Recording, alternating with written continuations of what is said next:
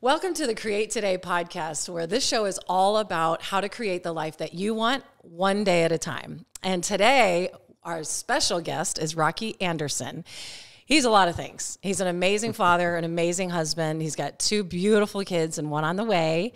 And he has a pretty massive company called ACD Wastewater Systems. Not Systems. ADC Wastewater Engineering. ADC Wastewater Engineering, which I just asked him and already forgot.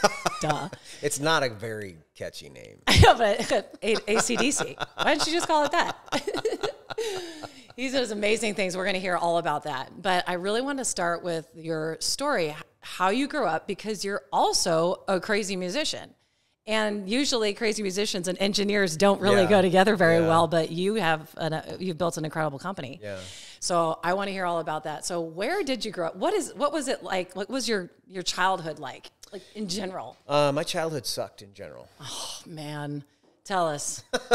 You don't have to do every gory detail, but really share, because a lot of people have the same backgrounds. Yeah, it's interesting. I was talking to somebody else about it that I have actually had to piece a lot of things together by interviewing my sisters. I have 3 older sisters, but my mom was apparently abusing me from when I was about 10 days old, and it never really stopped until I was big enough to where she just became afraid of the retribution. Seriously?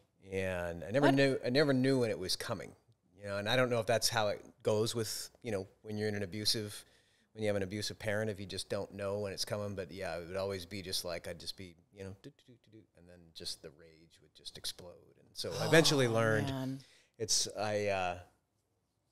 some ways it's been one of my strengths in that I kind of know how to push buttons and kind of poke for stuff. But what I learned to do as I grew a little bit older is I learned to poke at my mother's rage just the right way so that I can control when it was going to happen.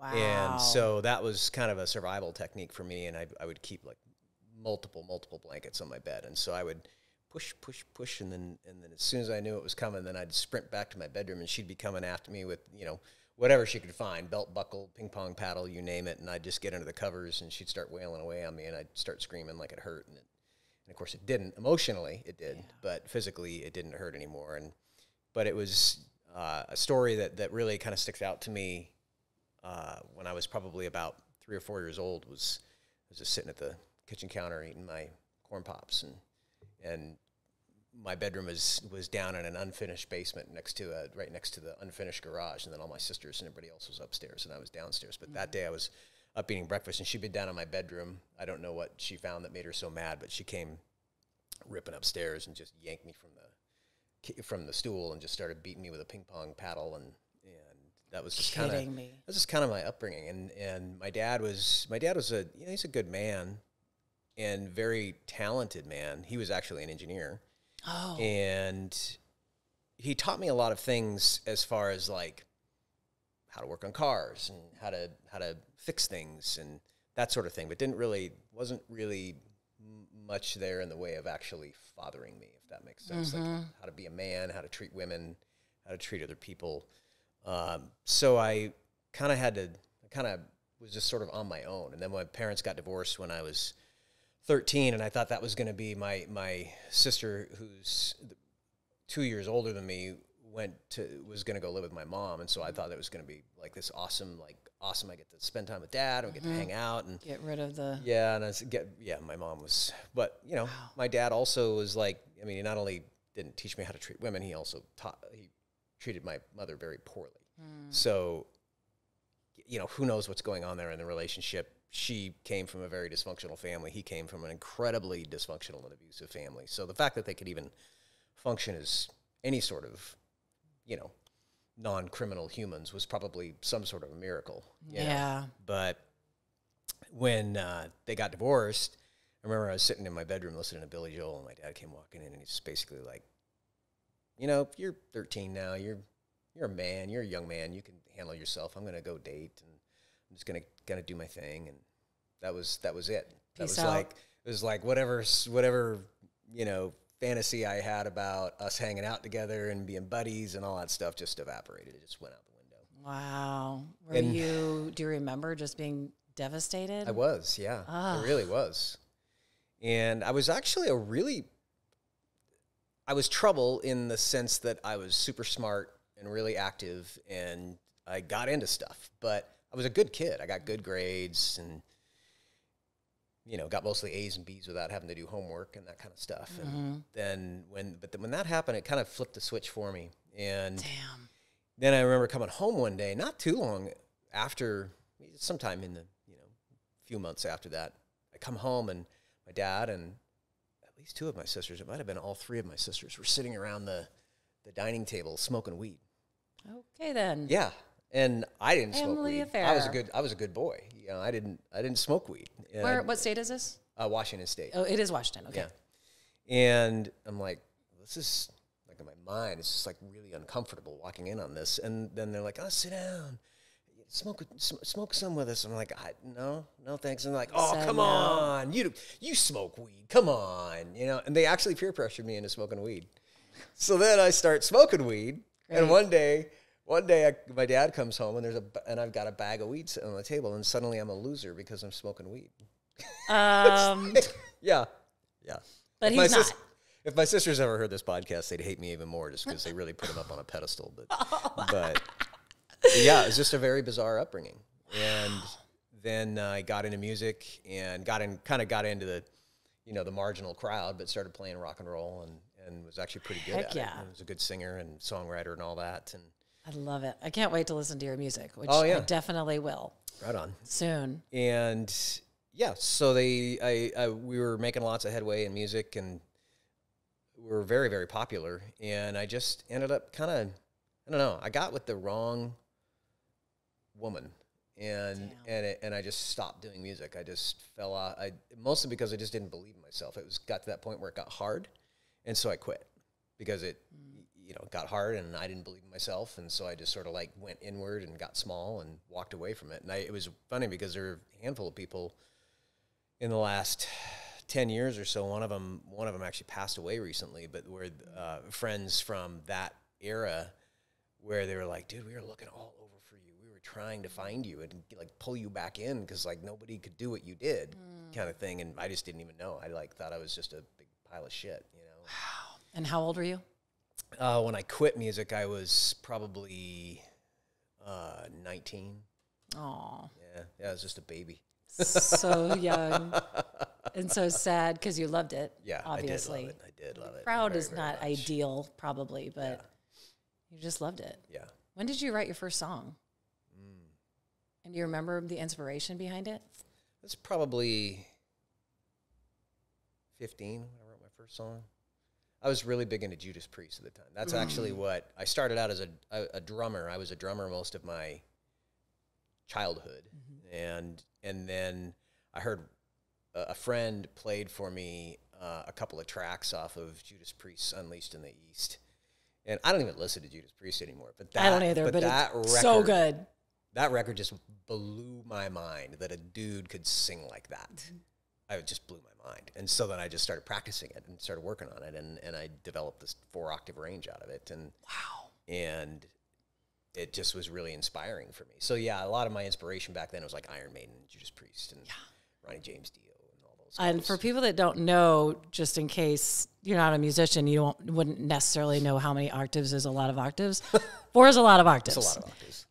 Most men are probably in the 2.5 range, if that, because they're either basses or tenors, and they usually can't do either, you know, the other one. So that's huge. Yeah. Oh, that's so awesome. So then, what inspired you to write a song? Well, I was in a band. You finally got some other group of guys, and we just started. I don't even remember how. I have these really strange gaps in my teenage years where I don't remember a lot of stuff, and it's not that I dabbled in acid and I did a little cocaine, but I wasn't like hardcore into drugs, and I just don't remember. I don't remember how I even met this group of friends that were like my best friends. I have no idea how we met. John's the same way. My husband, he's all kinds of things. He's like, I don't even remember anything from that time. Yeah, I've had a few people reach out on Facebook and like, no, this is what happened. I'm like, no, that's not true. You know, and just like, it's like I don't remember. I just literally don't remember. And In fact, we have a friend here in Arizona who apparently we were dating. I don't remember we were dating. No. And she tells me all these stories. I'm like, I don't remember dating you. Like, literally, she's a great friend, but I don't remember dating her. That's I mind blowing. don't remember any of it, and I cannot recall it. So this wonderful wrong woman at 19. Yeah. How long did you stay together? We were married 25 years. It's the same one. That was your wife. Yeah. Holy shit. Yeah. I didn't know any better. You I know. It's one of those things where I think, you know, when I look back, I think it was a woman who, you know, like, just, you know, was attracted to me, and lots of Gave girls. you I mean, attention. you know, a lot of girls were attracted to me back then, but it was just like, I don't know, it was just like the right kind of like. She probably was replacing whatever was missing from my mother, you know. And then unfortunately though, she also had a lot of traits of my mother. So common. A lot of negative, and she used to. One of her favorite lines was that I was going to die young and leave her broke. Okay. Thanks. Yeah. Yeah, really inspirational. Yeah.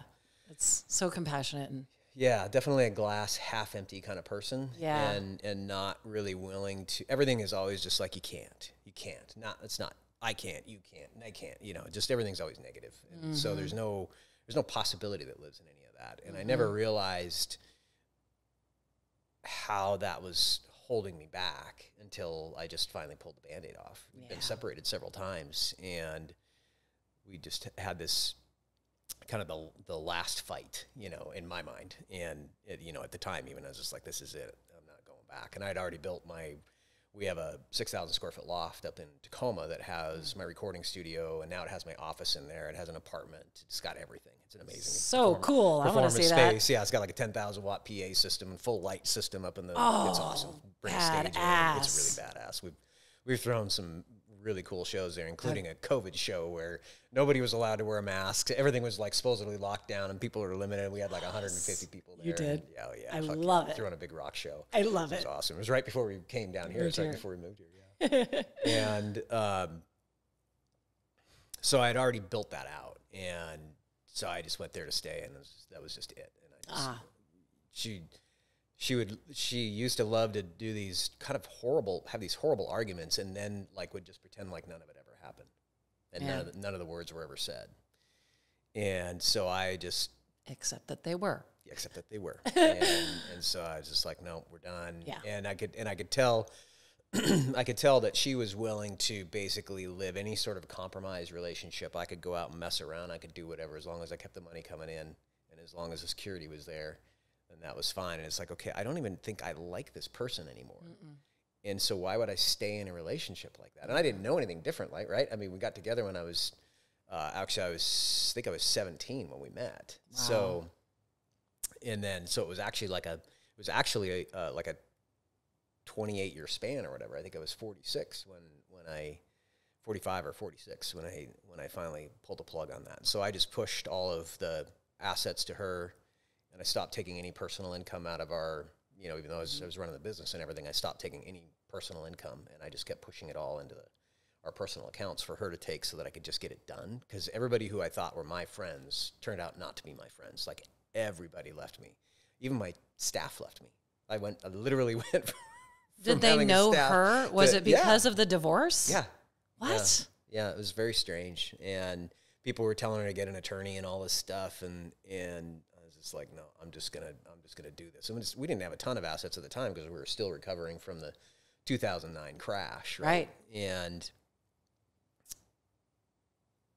But I gave her everything that we did have, gave her all the proceeds from the house, and stopped taking any personal income so that all money would go, you know, to just, you know, because she stayed in the house for a while until it sold and all that. And so I literally went in the course of a very short period of time, I went about $300,000 in very high interest debt and zero money.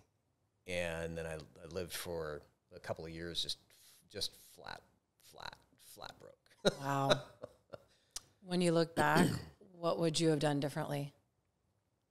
Would you have still done the same thing? Push all the assets to her? I mean, just like... Oh, as far as in that... Like, oh, yeah. It was 100% worth it. It was worth it. Oh, my gosh, because you got Absolutely. I got out. I make more money now than I've ever made in my life.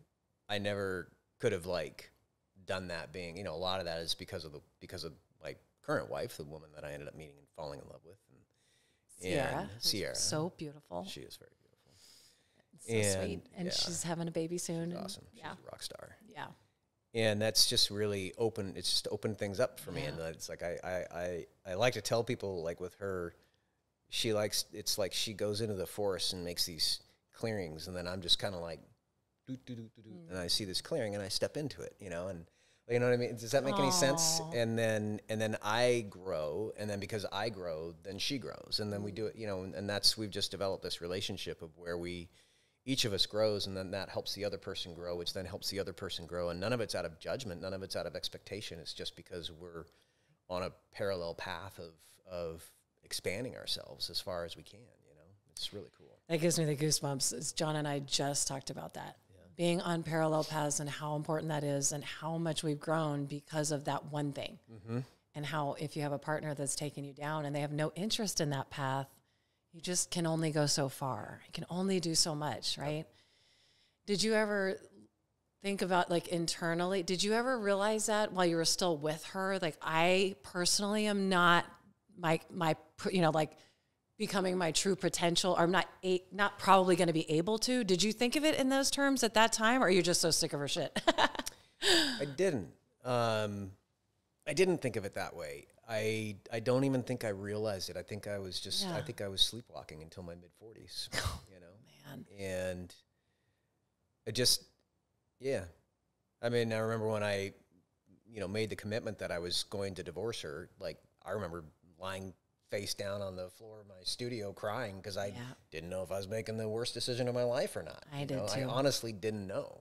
And I didn't know anything else. I literally didn't know anything else. And so it really wasn't until Sierra and I had been together for, I think, a couple of years, and she just kind of encouraged me to find a mentor. And it was out of that I, you know, kind of progressed through coaches basically until, you know, now actually doing one-on-one coaching with Ed Milet, which is really pretty incredible. And I would have never even fathomed in my life that I could do something like that. That's a great story. You got it. Since you brought it up, let's tell the story about how you became a mentee of Sir Ed Milet.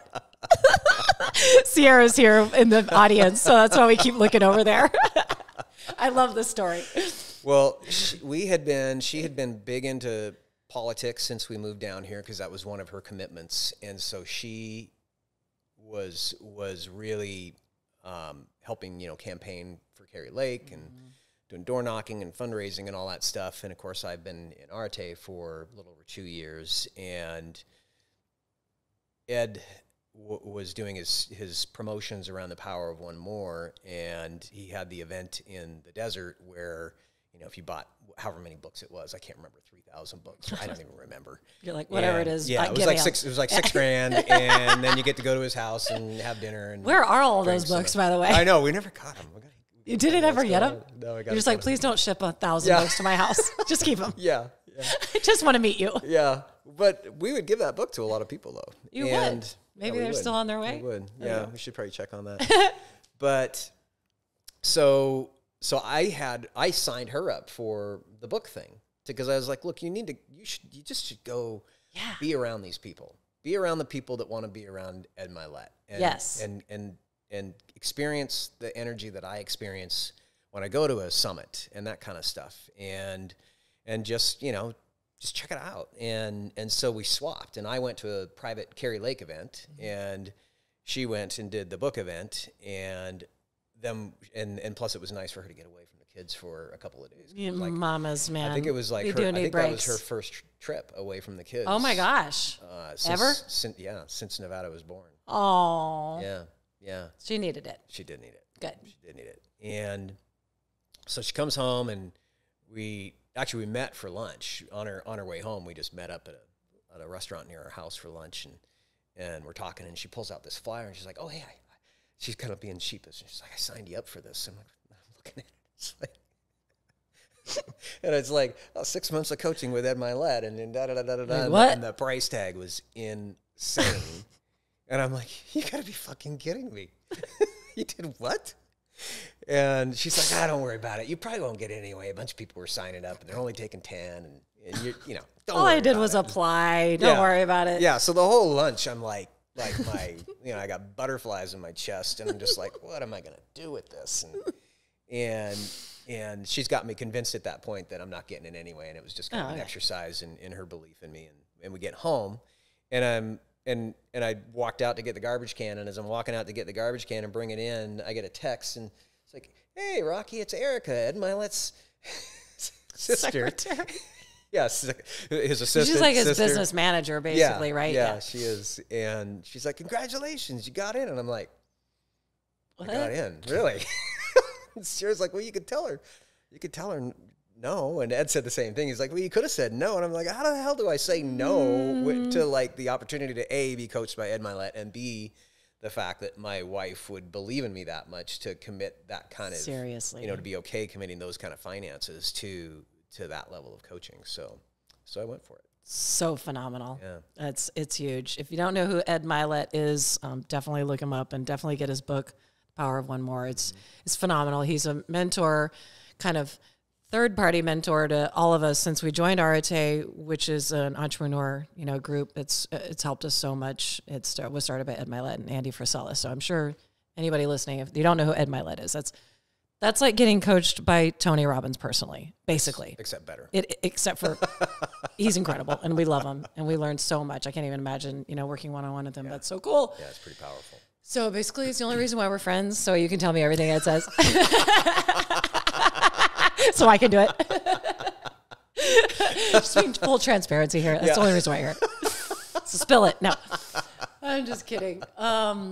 Okay, so let's go back. You're still married. You started the business yourself? I did. Okay. How did that all happen? I'm a high school dropout, and shocking. With those circumstances, wow. Yeah, I mean, Jesus. Right. Yeah, I dropped out of regular high school. Gosh, I think it was at the beginning of 10th grade. And I went to my dad's kind of ex-son-in-law, talked him into sending me to a continuation school, an alternative school. Oh. And it was just a joke. I was actually explaining to the teachers how to use proper grammar. Come on. Seriously. It was really a joke. And so I dropped out of that like 3 months in, and that was the end of it for me.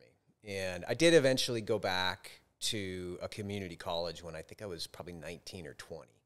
And I took a test and I had to take 3 classes. So I took 2 classes, a science class and a math class, I think it was. And then I got my high school diploma.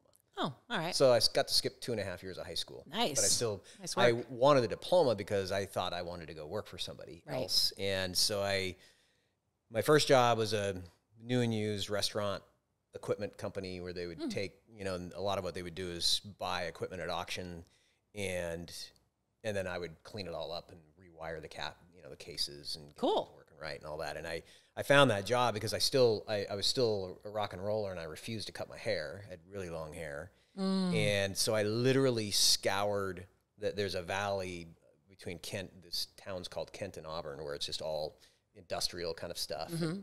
I literally would just on foot, I'd take the bus into town, and I would spend all day walking around asking people if, they had any work. Wow. And then I stumbled on this place, and it was no money at all, and it was horrible because I hate being cold, and the warehouse wasn't heated, and so you're just standing there in the wintertime and freezing your ass off while you're in your cold. You get the concrete cold coming up through your feet and into your joints, and it's horrible.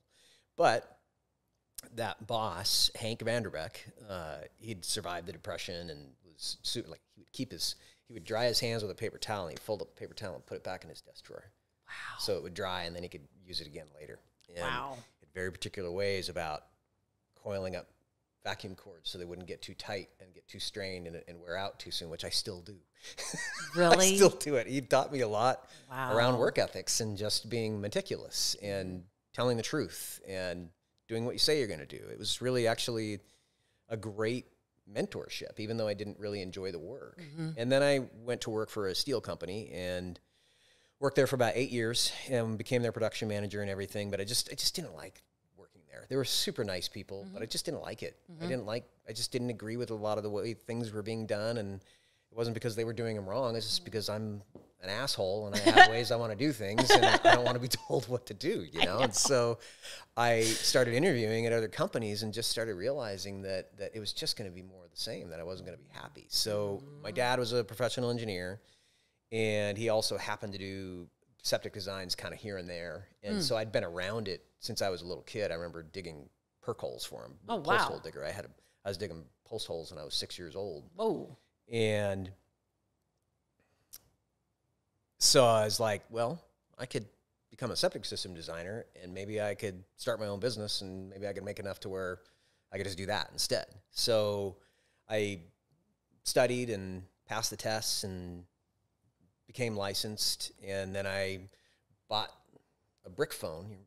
Do you know the brick phone? Oh, yeah. Brick phone, yeah. You were big time. $1.50 a minute. Jesus. You're like, don't ever call me on this thing. Don't ever call me, ever. Exactly. Nobody. I think I was 25 years old. And so I had that phone sitting on my desk at work, and I would return calls during lunch or after work, and then I would do projects after work or on weekends. And you weren't doing any music anymore? I wasn't doing, no. You're done. In fact, I was so done, it was so weird. I literally shut it off. Like I threw away all my albums. I tossed everything. Yeah. Were they vinyls?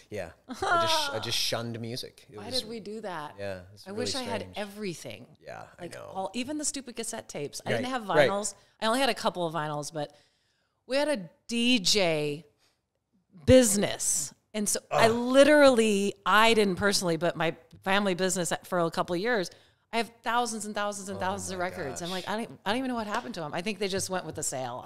I don't even sold it or sold off the equipment. I don't know what happened to it, but why didn't I keep those? So mad. Sucks. The stuff that I've gotten rid of, I wish I had. And you can't get it back. You can't replace it. No, you can't. Not even with money. I know. I wanted to put some really cool old school arcades down in my basement. And I'm like, I guess everybody wants to do that because they're like $20,000 each. I'm like, what? Okay, I don't want them that bad. Right. They're not that cool. That would be cool, though. That would be cool. They are really cool. I still want them, but oh well. I couldn't believe it. I was thinking maybe crazy. a couple grand or something. I knew they weren't going to be free, but I mean, I was like, I have no idea how huge the demand is for those things now. Anyway, all things retro. Now, everything in hindsight, now we know. Yeah. Keep everything, kids, all of it, everything. Don't get rid of it. Everything you have, keep it all. So I worked that. It. Yeah, so I worked that part-time, for about a year, actually, and started doing it, this was like 1990. I was going to say, it was with the brick 93 that I went full-time. That's exactly what year I was going to say. I was going to guess. Yeah, so I want to say it might have been 2 years that I did it part-time. Yeah. It's a little bit blurry. 91-ish. But I was, I was doing like, I don't know, $1,500, $2,000 a month kind of thing. And 93, that's okay money. Great. And my wife at the time worked full-time as well. And the agreement was we were going to save up a certain amount of money and then I would quit. But I got so tired of it that I just couldn't do it anymore. And so I just quit. And that was like near the end of August. And in September, my first full-time month, after, I've been consistently doing $1,500, a couple grand a month, I did $75 in revenues. Shit. Exactly. So, for all of our listeners here, what would you recommend doing differently? Oh, man. Nothing. Absolutely nothing. Yeah, so because it backed me into a corner, and it's like burning the boats. Yeah. It just forced you to do it. You just have to go. Okay. I love there it. There was a little bit of a period where I admittedly was kind of picking up the want ads and just kind of like, should I? Well, it wasn't more like, it was just more like, what if I have to? Damn. Like, what if I actually have to?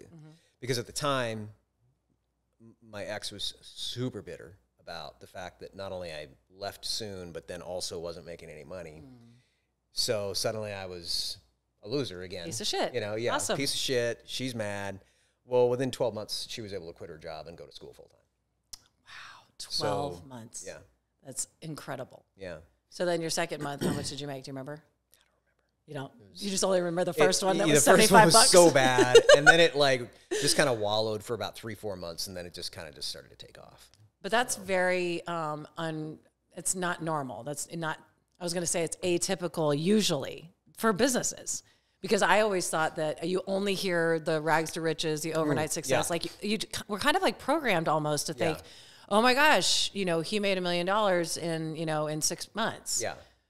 But that's not really typical. I mean, I think what you have accomplished is extraordinary, is what I'm saying. And we shouldn't tell people to necessarily expect that, right? Because no. More like this. Yeah. And it has been like that. I mean, when everything crashed in 2008, 2009, our revenues dropped by something like 90%. Yeah. And they just stayed there for probably 2 years. 2 years. Yeah. Lost everything. Are you more dependent on new builds, like new construction? Or are you redesigning stuff that's already built? Or like systems? Little both. Oh, you do both. Okay. Yeah. And commercial, residential, resort stuff. We're pretty well spread out. So I feel we're about as diversified as we can be. Cool. Yeah.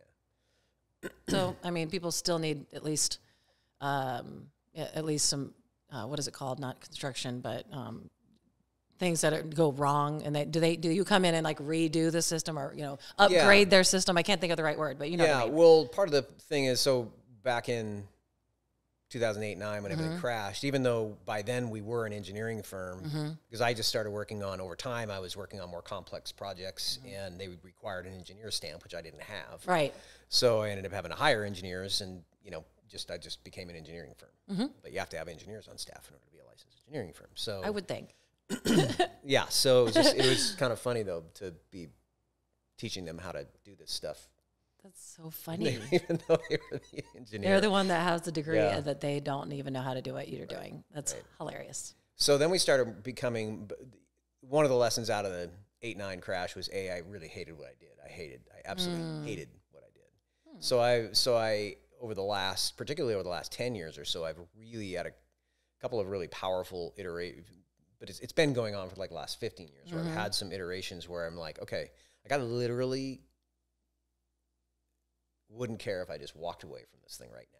Just wouldn't care.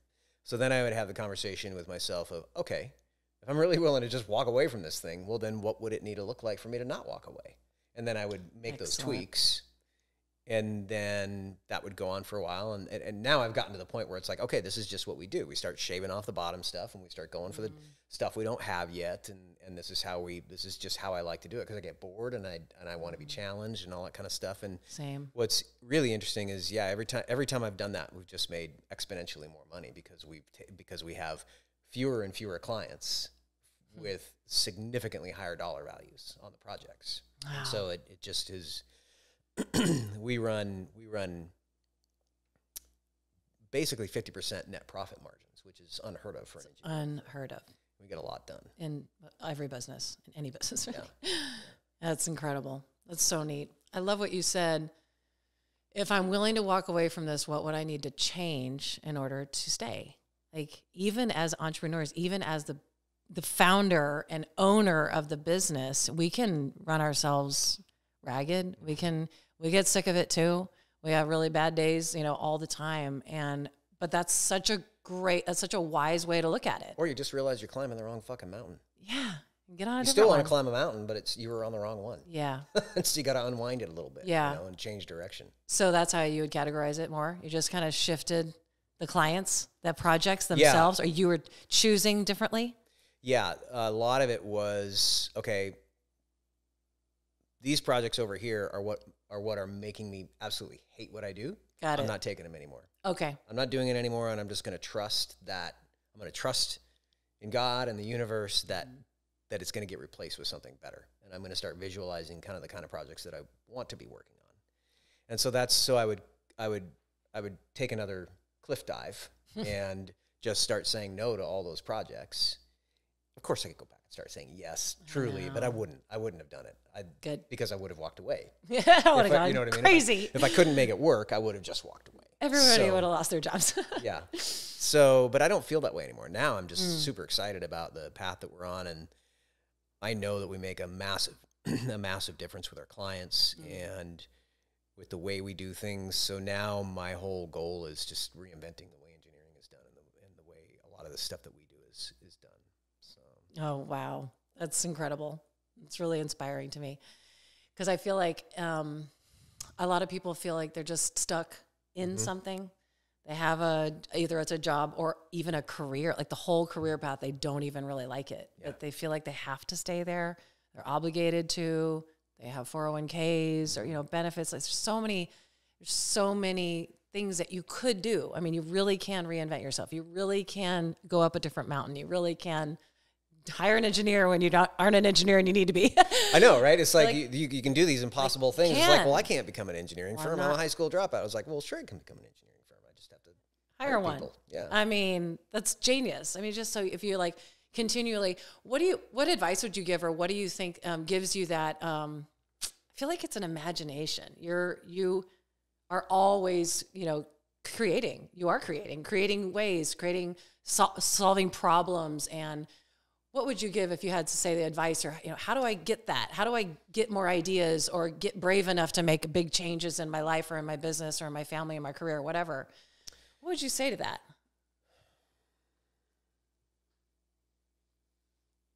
Do you think is it just your personality, or, I mean, I don't think so. Were you always like that? No, because I spent the first half of my adult life giving up on myself. Yeah. And as soon as something would get hard, I'd quit it. I'd move I'd change directions because I didn't believe in myself.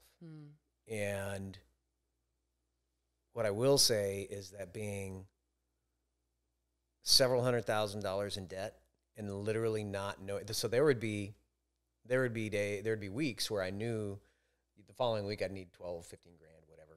And I had like 2,500, $3,000 in the bank, and I had nowhere else to go because all my credit cards are maxed out. I had one credit card with $50,000 on it, like max to the last penny. And I even took out a $100,000 11% interest loan through SoFi. And so I mean, it's stressful just knowing that you have that huge. So I've got these massive bills, and I don't know where the money's going to come from. And for the first time in my life, I actually might have to tell somebody I can't pay them. Damn. And I had this kind of switch that flipped in that the first time it happened, where I just had the epiphany that, and it's like, well, no shit, but I just had this epiphany that if I think I'm screwed, I'm fucked. Wow. So I can't afford to think that I'm screwed. I have to just, sure, it's sitting over there, but if I stare at it, it's happening. So I just got in this habit of taking meaningful action. And even though, like, the first time it happened, I couldn't even get a project far enough along to send an invoice to a client. Like, there was no reasonable way to expect that I was going to get money in. Of course, I had money outstanding with some clients and whatnot, but who knows when they're going to pay and all that. And so I just started taking meaningful action. Any project I could take action on, I took action. Anything I could do to tell the universe that I was in forward movement and that I wasn't going to be afraid, then I did it. And sure enough, the first time it happened, it was like, went to bed Sunday night and woke up in the middle of the night and checked my bank account, and the client wired in like 20 grand or something like that. And so it was like, just out of nowhere, it was like, wow, this is pretty cool. Yeah. I'm going to just keep doing that. And it happens, unfortunately, another half dozen times or so over the next couple of years, because it was just so tenuous. But I never in my life felt more free than during that time. Because I knew that I had the opportunity to completely recreate my life any way I wanted it to be. Wow. Like, I had this blank canvas. And even though I didn't know necessarily what I wanted yet, I knew a lot of things I didn't want. So I just started focusing on the things that I didn't want and started just right along with my my ex, cutting those things out of my life, eliminating them from my life. And so what I would say is life is short, and the problem is if you stay in something that just isn't lifting your spirit, and that's whether that's a friendship or a romantic relationship or a business or a career, you're killing yourself. You're literally killing yourself. You're not living at that point. You're alive, but you're not living. And what's the point? I'd rather be broke and living my life than be secure or even rich and be tethered to something that makes me miserable. It is not worth it. It's not worth it. It's not worth it at all. Yeah, just like giving her all the money, because that's why I asked you that, because I'd do it exactly that way again. You were free. You could start all the way over. Yeah. And with a clear conscience. Yeah. Did the right thing, and you knew it. That's incredible. When John was going through his divorce process, it was very stressful, and it was exactly opposite, and it was 9 million lawyers every second and $8 billion every minute. And I kept saying, if you prayed to God and asked him how much does it cost to be happy, then he will get, then whatever that number is, that's the answer. It doesn't matter what the number is. You'll just make more money. It really doesn't matter. That's happiness. Yeah. So like when we first had to pay alimony, it was with a regular check, and I would call it the happiness check. This is how much it costs to be happy, and it's totally worth it. It doesn't matter where it's going. This is the cost of your freedom. It's it. You're and free. And it's a drop in the bucket. And now you're happy. It's so worth it. Yeah. Wow, that's crazy. How did you rebuild? What's the first thing you did after everybody left you? You're just doing all this stuff by yourself for a while? Literally back to being alone. Back to being a sole proprietor. And they are hiring the engineering firm without an engineer. Fortunately, I had a good friend who had worked for me for a while. She was a PhD engineer, and she had gone on to do something else, but she was able and willing to be my responsible engineer in charge. Awesome. So then when I had a project that actually did require a PE stamp, she would review it and stamp it for me. Awesome. But otherwise, I was just doing everything myself. But it allowed me to stay a licensed engineering firm. Awesome. Even though she wasn't actually like working for me. An employee per se. Yeah, she was awesome. She still is awesome. Oh, that's so cool. And how long was it like that? Gosh. So you hired somebody. It was probably like that for about a year, or it was about a year, I think. And then I hired a virtual assistant, and then I took that for about 6 months, and then I actually hired a real assistant, and then I started bringing people back on board. And did you make the visualization and the things that I want and the creating my life? Did that become more of a daily habit? Did you feel yourself working in that way or utilizing those techniques like you did with, just moving forward? What kind of meaningful action can I take? Did you practice that, or were you consciously, deliberately? To be honest, I don't think I have been truly conscious of that and aware of that. And particularly, I've not been super conscious of my own responsibility of stepping forward as a leader up until the last couple of years. Wow. Yeah. But you were hustling. I was hustling. But I was hustling without like any clear vision of where I was going. Other than I still knew what I didn't want. Yeah. Now I know what I want. That's good education. Yeah, but I knew what I didn't want. Too. But I wasn't necessarily like really driving things in a very specific direction like I am now. Now I do practice it daily. Awesome. Yeah. What are some of your daily habits, daily practices? I usually get up around 4:30 and pray, meditate, visualize, go over my goals, stretch, work out, and I kind of do all of that, to kind of set the foundation of my day. If I have a really difficult thing to work on that I know I'm going to struggle to focus on, I'll actually do that first before I work out, because I'll do it like almost very first thing, because you're still in that kind of peaceful state when you wake up. And so for me, it's just like much easier to focus on something that I don't want to actually have to do.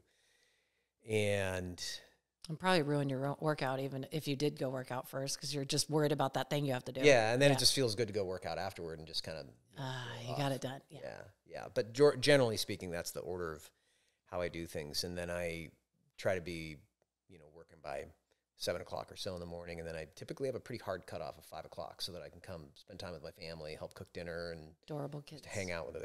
So cute. Oh my gosh, I can't even. Amazing kids. And you're taking 3 children under the age of 5 to Europe?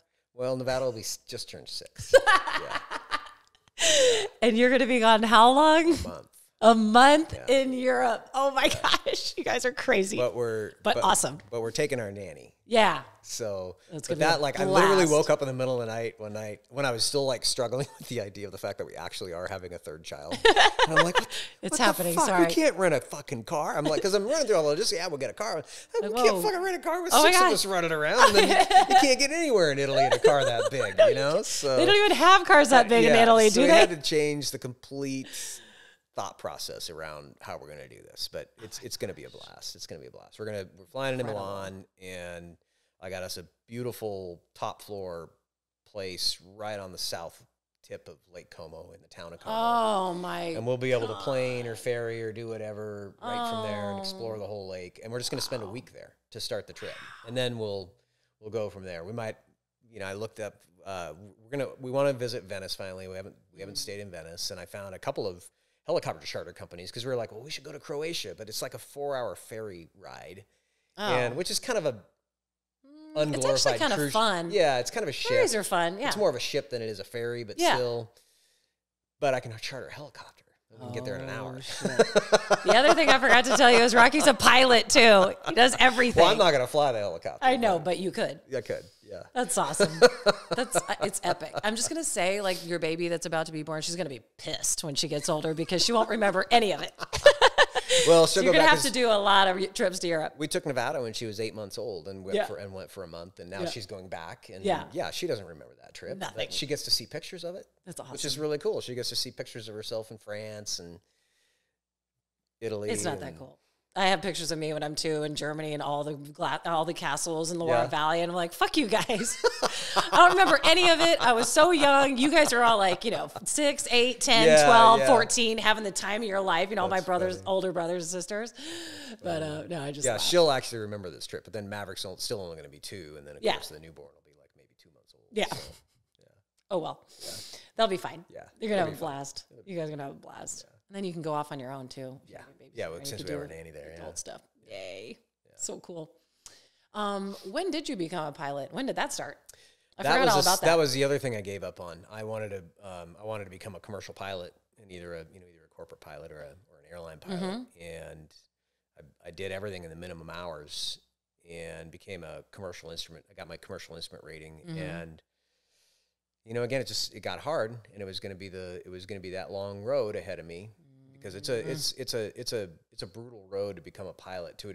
Now they're in super high demand, so it's a little bit easier. But you're generally making like $12 or $15 an hour for quite a while, and then you work your way up to being a captain at, say, Horizon Airlines, and you're making whatever you're making. Maybe you're pushing 6 figures, and then you want to go work for the big boys and fly a bigger jet, and you start all over again on the pay scale. You drop all the way back down. Come on. Well, yeah, it's just bullshit. So, I just didn't. In hindsight, I'm glad I didn't do it because I do way better doing what I do than I would if I'd been a pilot. But I gave up on myself. So I am going to get back into flying again at some point. But yeah, I did that it was my early 20s when I got all the ratings and all that stuff. Yeah. Okay, I want to talk about one more thing before we wrap up. Let's talk about this belief in yourself. How do we help others I'd love for you to share some of the things that helped you build the belief. It doesn't happen overnight. It's something that you have to work on, but you keep saying like over and over and over in your past, it gets hard and I'd give up. It gets hard and I'd give up. And because I didn't believe in myself, but how do you, if you have so many setbacks and so many challenges and so many things that you would categorize or create the belief that you're a failure and you're a piece of shit from one thing to the next. Your parents, still struggle with that. Ex-wife. Well, I think that's a really good point. I think that's why I want to talk about it. It's not something that you just snap your fingers and bam, you're good forever. Yeah. Unfortunately. And I hate that about that, you know, about self-esteem. You can't just fix it and you're great. Right. But no, really, if you're really people listening that are struggling with the believing in themselves that they really could do that thing that they're thinking of, or go be a pilot if that's something that they want to do, or go start a rock band if that's something you want to do. Like, you know, how do you believe in yourself? How do you give yourself, how do you build that self-esteem and that belief? What are some of the things you did? What changed? I think for me, a lot of it was just developing discipline in my overall life and consistency. And, you know, Andy and Ed talk about it all the time, just doing for myself what I said I would do in the quiet. Nobody else knew, just I knew. But the more I found that the more that I did what I said I was going to do or not going to do, the more I just kind of started to get a general belief in myself. And also I really feel like that process in and of itself, and for me particularly having a morning routine that I do, and even an evening routine, it just helps me build momentum. And I think too, the other thing that's really helped me is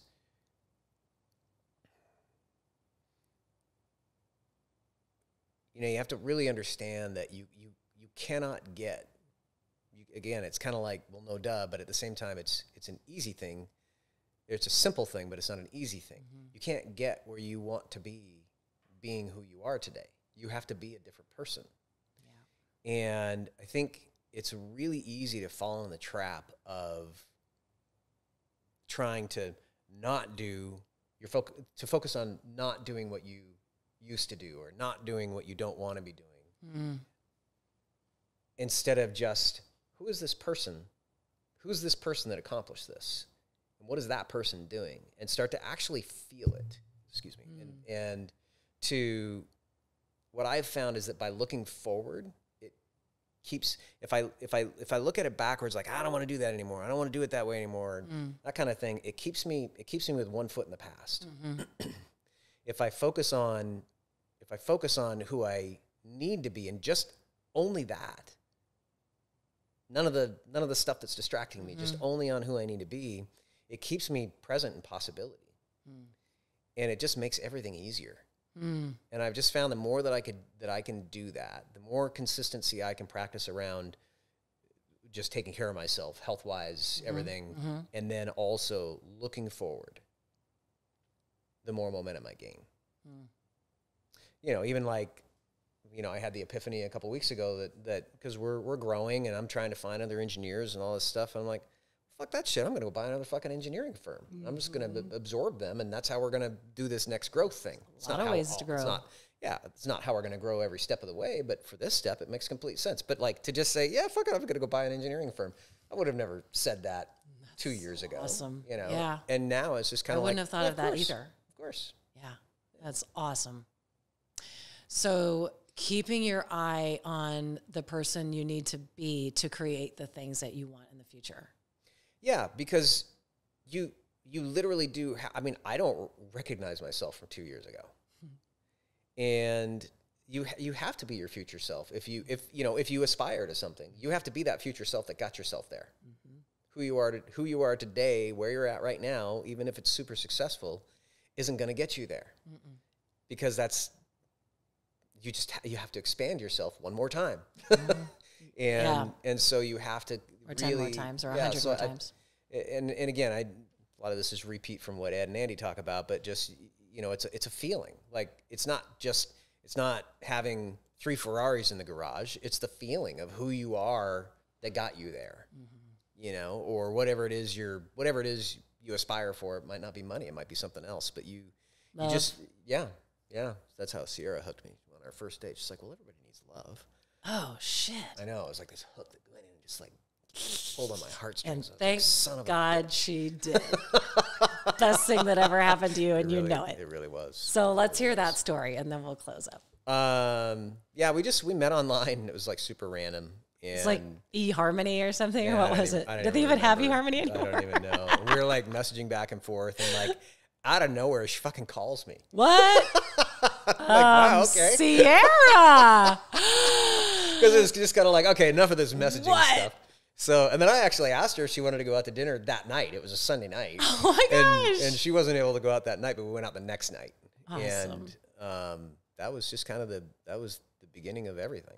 She literally said, everybody needs love. Like At on your dinner, first we're just date. like, on our first date, I don't even remember what we were talking about. I was probably just being, my pessimistic asshole self. And she's like, well, everybody needs love. Because I'm like, fuck that, I don't need any of that shit. I was never going to get married again or any of that. Neither was I. was definitely closed off. But that definitely like reached in and like. Why on a dating site then, buddy? Yeah, exactly. Yeah. So amazing. So and then, that like, was how 2 many weeks years later- ago? Almost 9 years ago. now. 9. Yeah. That's awesome. Yeah, and like 2 weeks later, we were in Vegas, and then shortly after that, we were actually having conversations about, because she's like, you've already kind of done this, and I mean, like, I know we're like really starting to kind of fall for each other, but I want kids, and probably don't want to do that again. And I was like, well, actually, having kids with you kind of sounds like a lot of fucking fun. So it's kind of those things where I was like, I'd be lying to you if I told you today, yes, I'm okay, I'd like to do that, but if you'd give me a little time, and let's kind of see where this goes, I'm genuinely willing to entertain it. Yeah. Kind of thing. Okay. And a year later, a year later to the date, our first date was June 16th, I think it was. And I'm walking, I'm like thinking about it all day, about proposing to her, and it's like, okay, I'm gonna go to the jewelry store down the street from me here. I'm just gonna see if they have something that just like, I'm gonna look for a sign. If I see a sign, and so I actually found this silver bracelet. It was a sterling silver bracelet that had these kind of stamped medallions, and there were just enough squares to put a letter on each one, and so I had them stamp on it. Oh, cool. Each one had a letter, and it said, "Will you marry me?" No way. Yeah. And so she opens it up, and she kind of flashes and can see it's got writing on it. She's assuming it says like "I love you" or something like that. Yeah. And then she's like reading it again, and she's like, "That was really cool." So she still has that bracelet, and it's really sweet. Oh, because did you want her to design her ring?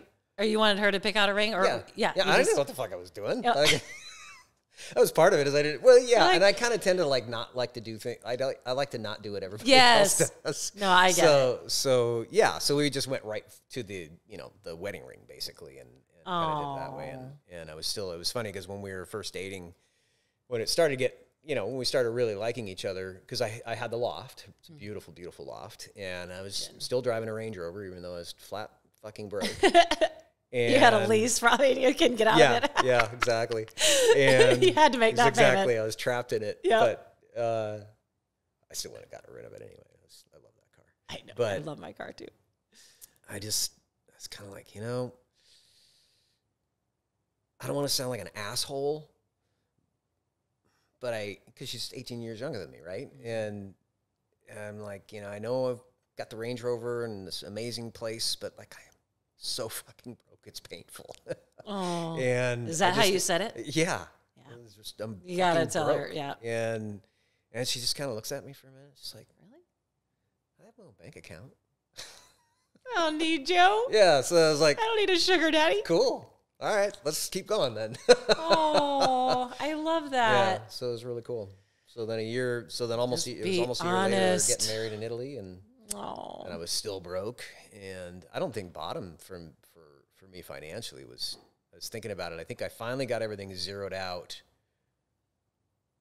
maybe 5 years ago, and then now we've built this into a 7-figure business, shooting towards 8. And incredible. Yeah, it's really cool. It's been a very fast trajectory. Did you have kids with your first wife? A couple of older adopted kids. Yeah. Oh, really? Yeah. I didn't think you had other kids. Yeah, we adopted a 15-year-old girl from Russia. No way. And she struggles a lot. Aw. Yeah. She had a pretty hard life, but it's probably still a better life for her here than it would have been in Russia, because when you're in an orphanage in Russia and you're a beautiful girl, you're usually kind of swept away in a black Mercedes right when you're 17 or 18. Or 15. That's the last they see of you, or 15. Yeah. And she was 15. and then we adopted an 8-year-old girl that had been adopted from Russia when she was 5. and that family was disrupting their adoption. They were basically sending her to a halfway house on the East Coast, and they were just going to wash their hands of the adoption. And they were super dysfunctional family. And so my ex and I found out about it from the therapist that we were working with our older adopted daughter, and we were just kind of like, had no reason, like we had no rationale to say no. So it was just kind of like, well, then we should say yes. And, and she and I are just buddies. She's really, really cool. Oh. So, yeah, she's like 25 now, and she's a welder. No way. Yeah. And she live in Washington still? She does, yeah. And your other daughter lives in Washington still? She does, yeah. So how old is she now? She's probably... in her 30s? Yeah, she's probably in her mid-30s. Wow. That's awesome. Thank you so much for being here. This has been Thank you. Awesome. I love your story and your wisdom. And just tell people how they can find you. On Instagram, Instagram is i.m.rocco. Rocco, that's right. R-O-C-K-O, because that was my artist name when we were doing some stuff, shooting music videos and all that kind of stuff. Of course. And yeah, that's probably the best way to get me. Yeah. Get me on there or your website, your business website. Yeah, that's just adcwastewater.com. Yeah, so try to get the letters right. Yeah, Alpha Delta Because Charlie. I can't. Well, because when I was starting the business, like, I don't know what the fuck to call this thing. So I called it Anderson Design Consultants. And then when I became an engineering firm, it was like, well, I need to have engineering in there somewhere. So I was just like, okay, we'll make it ADC Wastewater Engineering. Oh my gosh. I did the same thing. Which ended up being horrible because nobody, so it was like ABC and can't what is it ever again? Get it right? Yeah, it's like waste, what? Jesus. Well, that makes me feel better. I'm glad I'm not the only one who can't get it right. .com. Shitwater engineering. I can't believe you didn't. That would have been good. Was your birth, like your given name, R-O-C-K-Y, or is Rocco. that? It was our It is Rocco. Yeah. Oh, wow. They actually named you Rocco. Rocky. Why? My grandfather was Rocco. I don't know why. I don't know why. It seems tragic. Yeah. You ever going to change it back to Rocco? I don't know. Are you like Rocky? You like it when people I do. call you that? I mean, people, I like Rocco better because it doesn't feel like a nickname, if you will. Like Rocky, I think almost feels like a nickname. Yeah. But I mean, it's been my name since I was probably like 5 years old. So, yeah. Or they just have a falling out with your grandfather? I don't really know. Jesus. It was a really strange family. I mean, I almost died of alcohol poisoning when I was like 10 years old. Seriously? Because my parents thought it was a good idea to send me up to Unalakleet, Alaska with my grandfather, who was building a medical center up there, and he's a raging alcoholic. Oh, and he leaves me alone for the entire week. So I'm just like hanging out with local kids and I remember paying a kid $20 so I could rip his dirt bike around town, and the cops are looking for me, and then we found a bottle of booze and took it out to the beach, and me and this other kid drank it, and like I had no idea. I thought I was going to drown. I was like, I couldn't stand up, and the tide was coming in, and it was just crazy. Yeah. Oh, so many stories. Yeah. We're going to have to do part 2, Rocco's crazy childhood. Holy shit. We did one with John, and you can't even, there's not enough time to get them all in because there's so much crazy shit. Oh, good. Thank you. Well, thank you again for your time and your wisdom and your unbelievably story. And thank you, everybody listening and watching. I really appreciate you for being here and listening and watching. And I'm just so grateful. God bless you. Just remember that you can create anything that you want in your life. It's just take it one day at a time. Thank you.